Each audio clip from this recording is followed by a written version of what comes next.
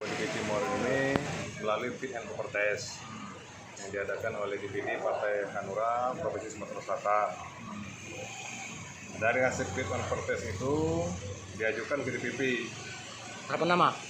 Nah, DPP itu yang menurunkan satu nama ke DPD provinsi untuk diadakan musyawarah cabang ketiga. Berapa nama yang diajukan ke pusat? Tiga nama. Tiga nama ya? Tiga nama direkomendasikan oleh DPP, satu nama. Oh, tiga nama. Jadi berdasarkan rekomendasi DPP. Ya, yang ditandatangani oleh Ketua Umum dan Sekretaris Jenderal DPP. Langkah awal kita sebagai ketua. Membenahi dulu struktur partai untuk menuju verifikasi administrasi dulu, untuk menuju verifikasi faktual untuk pemilu 2024 yang akan datang. Harus konsolidasi dulu, setelah ini konsolidasi partai dan segera menyusun pengurusan di DPC. Ada target kayak gitu?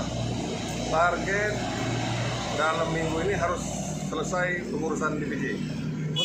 Untuk kursi? Maksudnya? Untuk kursi DPR? Untuk kursi DPR kita targetkan minimal satu dapil satu anggota DPR. Oh, satu dapil 4 dapil 4 ya? Ya. Kita lihat undang-undang pemilu yang akan datang lah, berapa dapil untuk Morenim kan. Apa harapan gitu, Pak? Ya harapannya Hanura bisa duduk sebagai wakil ketua minimal juga satu fraksi paling tidak.